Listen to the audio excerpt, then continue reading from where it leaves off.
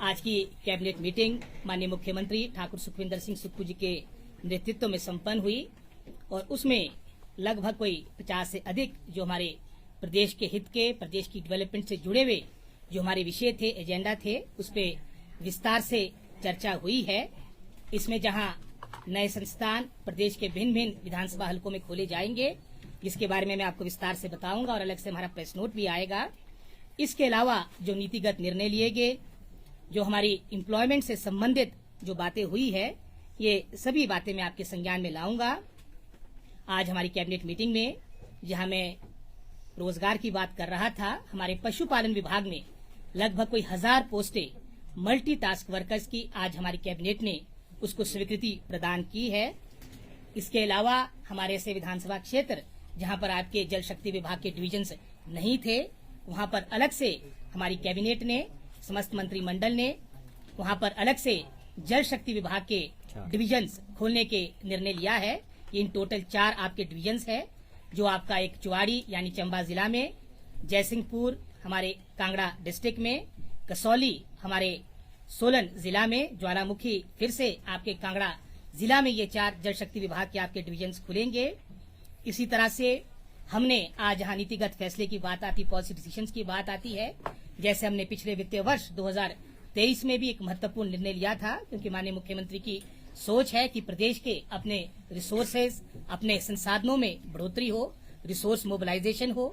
और पिछले वर्ष आपने इसके कई उदाहरण देखे होंगे, जिसमें विशेष रूप से जो हमने एक्साइज पॉलिसी में परिवर्तन लाया था, जिसमें ऑप्शन के माध्यम से आपके जो लिकर वेंड्स होंगे उनका मैं समझता हूं आगे की कार्रवाई की जाएगी, और उसका ही परिणाम था लगभग कोई 40% अधिक हमारे को रेवेन्यू एक्साइज जो नई पॉलिसी हमने लागू की उसके माध्यम से प्राप्त हुआ।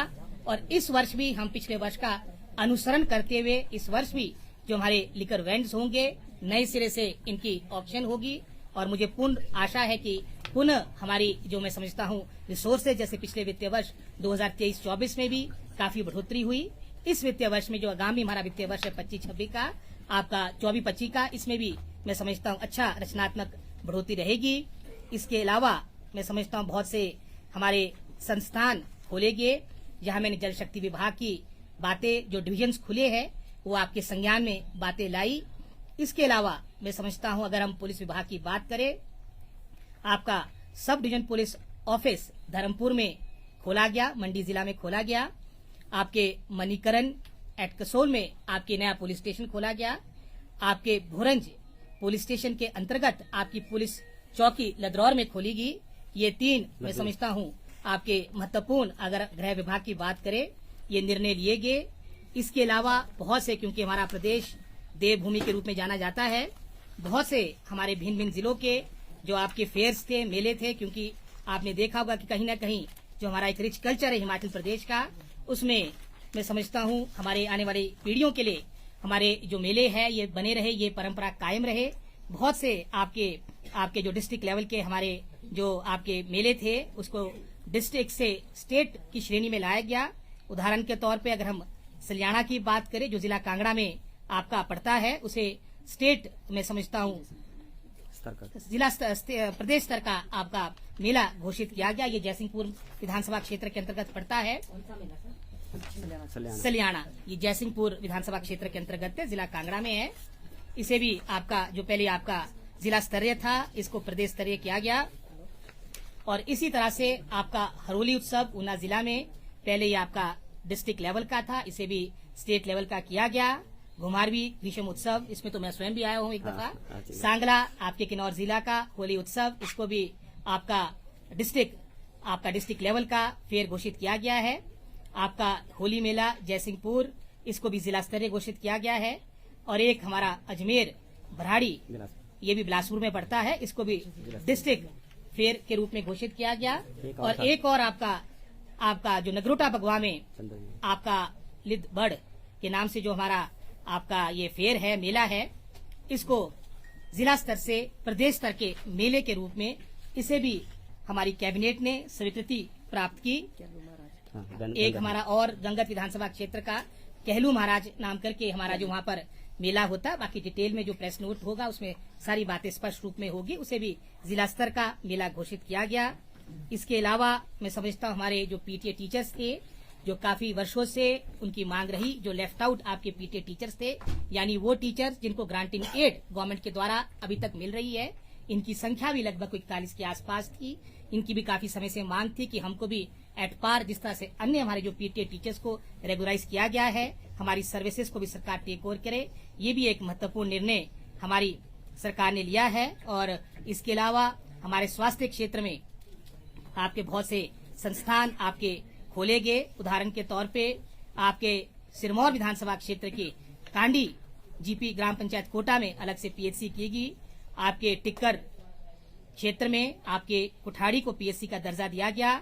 आपके हरोली का जो हमारा 50 बेडेड हॉस्पिटल था, इसको 100 बेडेड हॉस्पिटल किया गया। भूमा कोटखाई में इसको सीएचसी का दर्जा दिया गया है। और इसके अलावा मैं समझता हूं जो हमारे शिक्षा क्षेत्र की अगर हम बात करें, बहुत से लगभग कोई 15 से अधिक हमारे स्कूलों को भी आपको अपग्रेड करने की माननीय कैबिनेट ने, समस्त मंत्रिमंडल के साथियों ने, सहयोगियों ने ये निर्णय लिया है। और ये सभी आपके दुर्गम क्षेत्र में है। उदाहरण के तौर पे कोई चंबा में स्थित है, जितने हमारे फार फ्लंग एरियाज है, ज्यादातर ये आपके स्कूल वहां है। इसके अलावा लगभग कोई 11 जो हमारे एग्जिस्टिंग स्कूल्स है, उनके नाम भी आपके जो हमारे डिग्नेटरीज रहे हैं, हमारे मैं समझता हूँ विशेष लोग रहे हैं, हमारे फ्रीडम फाइटर्स रहे हैं, या फिर हमारे जो हमारे गैलेंट्री अवार्ड प्राप्त हमारे जो शहीद लोग हैं, उनके नाम से आपके स्कूलों का नामकरण करने का भी हमारी माननीय कैबिनेट ने आज स्वीकृति दी। उदाहरण के तौर पे अगर हम जुब्बल की बात करें, government senior secondary school Jubbal, जहां से हमारे पूर्व के मुख्यमंत्री ठाकुर रामलाल जी प्रदेश के मुख्यमंत्री मर्तबा रहे और वहां से उन्होंने शिक्षा ग्रहण की थी, तो वहां का स्कूल, वहां की स्थानीय जनता जनार्दन की जो मांग थी, उनके नाम से वो स्कूल किया गया।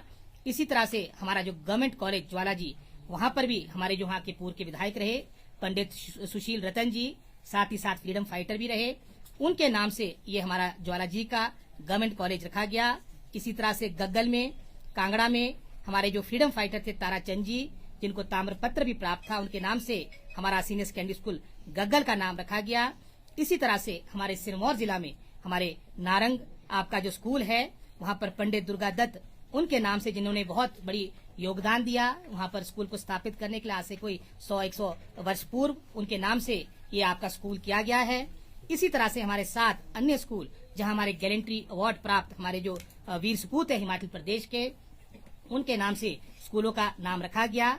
उदाहरण के तौर पे अगर मैं कांगड़ा जिला की बात करूं, क्योंकि कांगड़ा हमीरपुर हमारी वीरों की भूमि है, मेजर सोमनाथ शर्मा जो हमारे परमवीर चक्र प्राप्त हमारे हिमाचल प्रदेश के एक महान सपूत थे, गवर्नमेंट सीनियर सेकेंडरी स्कूल डड उनके नाम से किया गया, जो परमवीर चक्र प्राप्त प्रथम फर्स्ट थे और उनका बहुत बड़ा योगदान रहा जब हमारी कश्मीर की लड़ाई थी, हमारे प्रदेश के महान सपूत थे। इसी तरह से कांगड़ा में शहीद अनिल चौहान जी के नाम से गवर्नमेंट हाई स्कूल हलेड़, इनको कीर्ति चक्र प्राप्त हुआ था। मंडी से शहीद Pratap Singh, government senior secondary school Tikru, इनको शौर्य चक्र प्राप्त हुआ था। हमीरपुर में गवर्नमेंट हाई स्कूल बराड़ा, हमारे शहीद कृष्ण कुमार जी के नाम से ये किया गया है आपका हाई स्कूल, इनको सेना मेडल प्राप्त हुआ था। इसी तरह से हमारा शहीद कैप्टन मृदुल शर्मा जी के नाम से government boys senior secondary school Hamirpur का नाम किया गया, उन्हें भी सेना मेडल प्राप्त हुआ था।